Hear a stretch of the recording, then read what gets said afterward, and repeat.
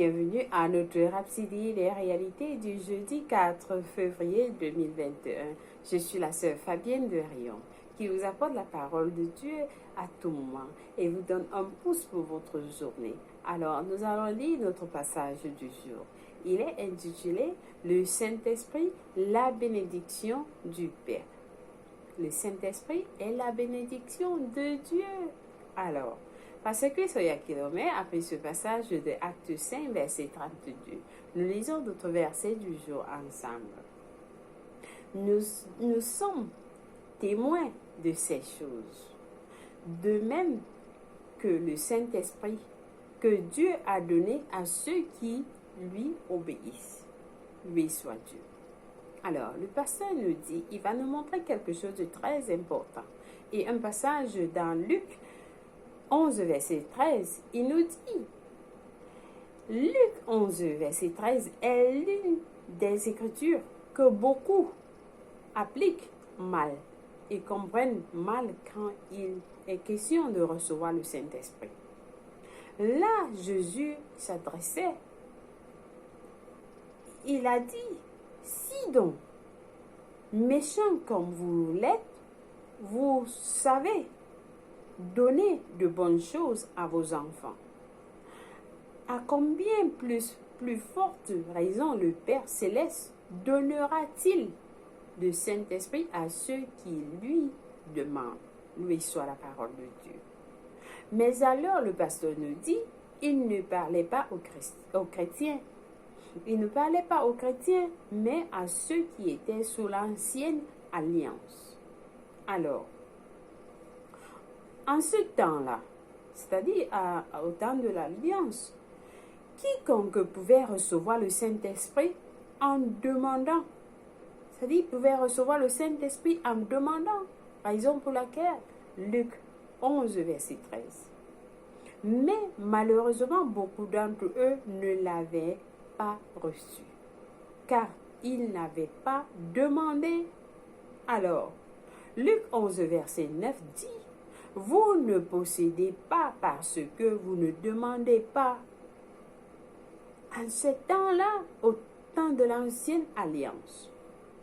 Mais après l'établissement du Nouveau Testament, depuis la résurrection de Jésus-Christ, il n'a plus jamais dit à quelqu'un de demander le Saint-Esprit. Pas du tout. Il n'a plus dit à quelqu'un de demander le Saint-Esprit. Alors, tout ce dont on vous a parlé, ou on nous a parlé, c'est comment les apôtres ont administré le Saint-Esprit aux gens. Dans Acte 8, verset 15, il dit, priez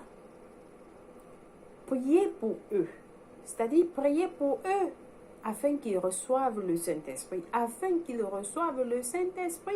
Priez pour eux afin qu'ils reçoivent le Saint-Esprit. Le pasteur nous dit, il en fait inutile de demander le Saint-Esprit à Dieu. Le Saint-Esprit est l'un des dons cardinaux de Dieu. Il est l'un des dons cardinaux de Dieu. C'est un don. Non pas aux chrétiens, mais au monde. Non pas seulement aux chrétiens, mais au monde entier.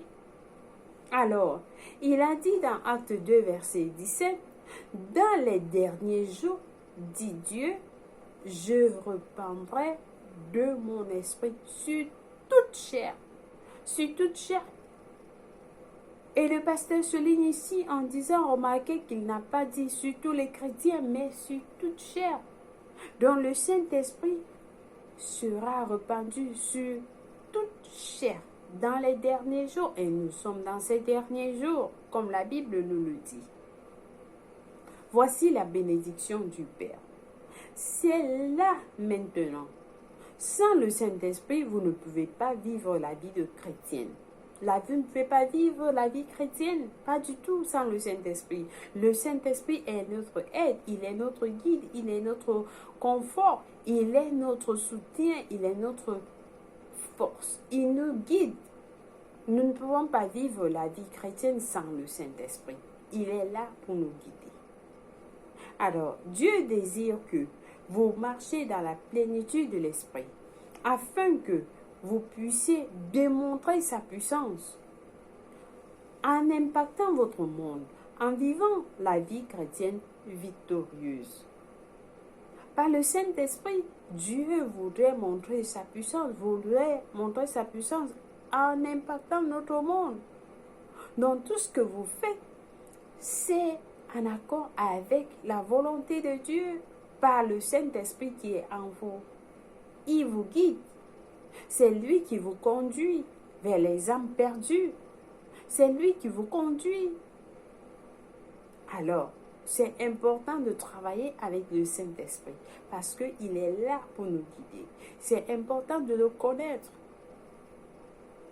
Alors, le pasteur nous dit, si vous lisez ceci et que vous n'avez pas encore reçu le Saint-Esprit, depuis que vous êtes nés de nouveau, Galates 3, verset 14 dit, afin que nous recevions la promesse de l'Esprit par la foi. Alors, le pasteur dit, dites simplement ceci. Au nom de Jésus-Christ, j'ouvre mon cœur maintenant afin d'être rempli du Saint-Esprit par la foi. C'est-à-dire, vous recevez, vous dites, au nom de Jésus-Christ, j'ouvre mon cœur maintenant afin d'être rempli du Saint-Esprit. Puis, par la foi, commencez à parler en d'autres langues. C'est si facile que ça. Loué soit Dieu, gloire à Dieu. Que c'est si facile de recevoir le Saint-Esprit. La foi et vous recevez le Saint-Esprit. Loué soit Dieu. Alors je pense que vous avez été exhortés avec ce message, que vous allez parler en langue en disant juste au nom de Jésus-Christ, j'ouvre mon cœur maintenant afin d'être rempli du Saint-Esprit. Loué soit Dieu. Alléluia. Vous utilisez votre foi pour recevoir, parce qu'on ne peut pas plaire à Dieu s'il n'y a pas sans foi. Nous ne plaisons pas à Dieu sans foi. Alors, utilisez votre foi pour recevoir ce don cardinal de Dieu. Alléluia. Loué soit Dieu. Alors, nous passons à notre confession du jour. Nous prions en disant, je vis une vie extraordinaire d'excellence et du surnaturel, parce que je suis rempli du Saint-Esprit qui me conduit et dirige mes pas dans la victoire, la gloire, la domination et la puissance. Il bénit le monde à travers moi, car il a fait de moi un donneur de vie et une source de bénédiction. Béni soit Dieu. Pour mieux comprendre ce passage, nous avons des études approfondies dans Actes 19, versets 6 à 7. Jean 6, verset 63 de la version amplifiée, Joël 2, verset 28 à 29. Pour la lecture biblique de 2 ans, vous avez à lire Matthieu 24, verset 36 à 51, Exode 28. Et pour la lecture biblique de 2 ans, vous avez à lire Matthieu 12, verset 22 à 30 et Genèse 35. Loué soit Dieu. Alors, j'invite quelqu'un qui n'a pas encore donné sa vie en Christ, qui n'est pas né de nouveau. Je vous invite à prier cette prière de tout cœur et Dieu va vous écouter. Nous prions en disant, ô Seigneur Dieu, je crois en Jésus-Christ, le Fils du Dieu vivant. Je crois qu'il est mort pour moi et Dieu l'a ressuscité et est mort. Je crois qu'il est en vie aujourd'hui. Je confesse de ma bouche que Jésus-Christ est le Seigneur et le Sauveur de ma vie. Par lui et en son nom, j'ai la vie éternelle. Je suis né de nouveau. Je suis désormais un enfant de Dieu.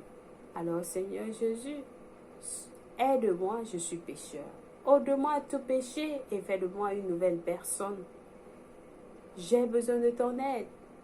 J'ai décidé de te suivre en avant pour toujours, en arrière pour jamais. À partir d'aujourd'hui, je vais te servir tous les jours de ma vie. Au nom de Jésus-Christ. Amen. Loué soit Dieu. Félicitations si vous avez prié cette prière. Je vous rassure, Dieu vous a écouté et vous êtes la bienvenue. Alors, je vous bénis avec le nom de Jésus-Christ. Je vous bénis, Père éternel. Je bénis tes enfants qui viennent recevoir le salut avec le nom de Jésus-Christ, avec ta parole, avec ton amour, avec ta grâce, avec toutes les bénédictions dans les lieux célestes. Ils sont protégés en Christ, en Dieu. Alors Satan n'a plus de pouvoir en eux. Ils appartiennent à Jésus-Christ. Ils sont protégés. Au nom de Jésus-Christ, Amen. Loué soit Dieu. Vous êtes bénis au nom de Jésus-Christ. Père éternel, merci beaucoup d'avoir suivi notre rhapsodie des réalités, chers frères et sœurs, d'avoir suivi notre rhapsodie des réalités. Passez une bonne journée et que Dieu soit avec vous. Bonne journée. Au revoir.